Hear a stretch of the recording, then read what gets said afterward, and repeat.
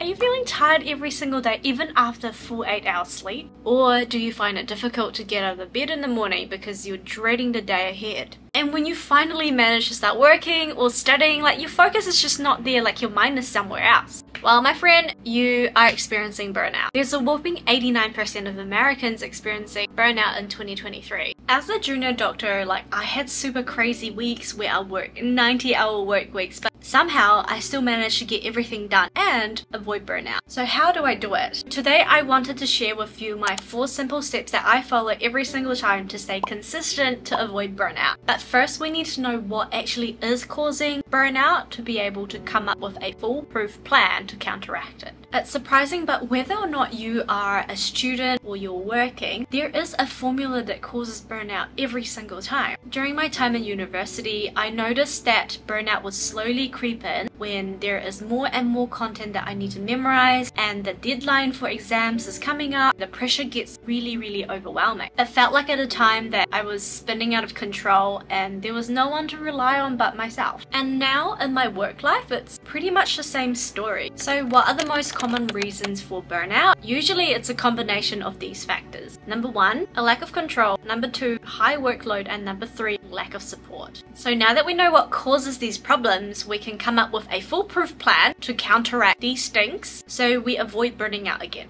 Step number 1. Armor your mindset. I believe that everyone at the start of the year have a really strong mindset, a strong will and motivation to get stuff done, and I'm less likely to be burnt out. Why is this? That's because at the start we have a very strongly armored mindset when we first set our goal. And as you work on it, it becomes weaker and weaker and your mind gets consumed by the daily mundanes that you have to do and you forget why you started in the first place. I think a better term for this is that fire in your ass is burnt out. And whenever I find myself spiraling in this burnout, I have to stop everything I'm doing and go back and revisit my why I've set this goal in the first place. So for me this year, it's about building passive incomes outside of medicine that allows me to have the flexibility and the freedom that I want for my future. And not gonna lie, like recently I've been pretty burnt out with creating videos for YouTube, not really seeing the traction or the amount of views that I was hoping for, especially when you feel like you've put a lot of effort and a lot of time into something, like spend 20 something hours on one 10-minute video and only get 50 views in total. It's just very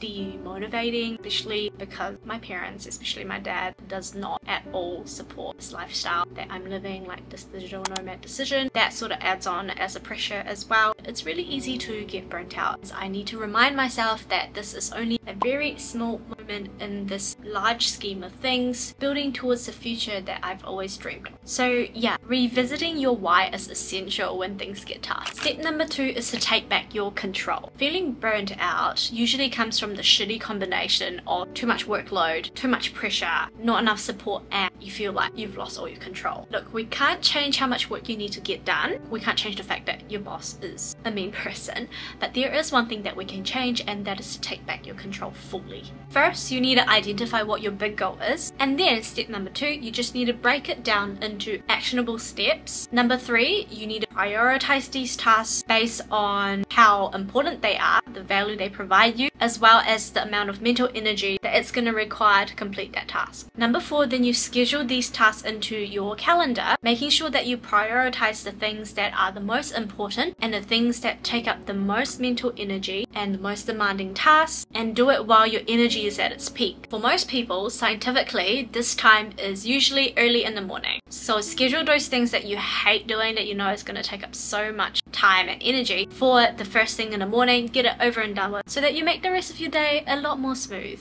And by following this plan, you'll have a much better chance at completing what you need to do in a very reliable and systematic way, and you'll know that it works all the time. And if you want to learn how to manage your time effectively, I've got a more detailed tutorial here on how I use Google Calendar, which is a free app, to get everything managed effectively. See, I know this plan really works because I've been consistently using it throughout my lifetime, especially in medical school, studying for that 5th year med school exam where they assess everything that you've learned in the past 5 years. I know, it freaking sucks. But to be able to tackle a problem like this, you need to keep watching, because there are 2 more crucial steps in order to make your plan super burnout proof. Here's step number 3, and that's to have a good work-life balance. I know, like shit, I used to roll my eyes when I hear productivity gurus preach about this because I'm like, I don't have time for this. But guys, I got it so wrong. Having a life outside of work or studying allows you to be even more recharged and allows you to work even harder after. If you have a hobby, like you like to play your sports,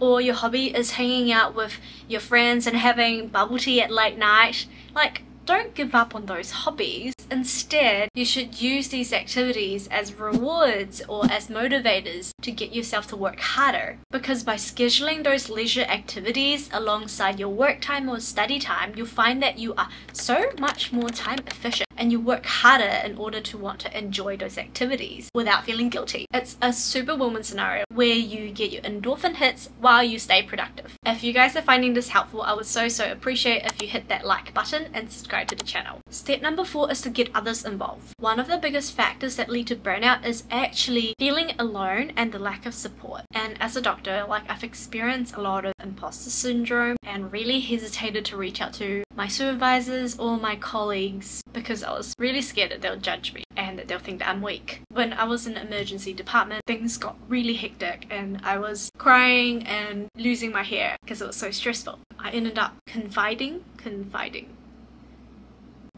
to my supervisor. He reassured me by saying that, look, what you're going through is super normal. I've been in your shoes before, but it'll just get better when you have a lot more experience. That literally was what I needed to hear to get me out of that spiral of burnout zone. Look, remember, you don't have to go through this alone. Help is always available. Statistically speaking, chances are your friends and colleagues are experiencing the same struggles and experiences as you. And you are also so much more likely to be consistent with your goals if your friends know about it too, so they can keep you accountable. Currently, the source of my burnout is finding a passive income and consistently making YouTube videos week by week. Let me know what your burnout currently is, and I'd be so stoked to be able to be your accountability partner.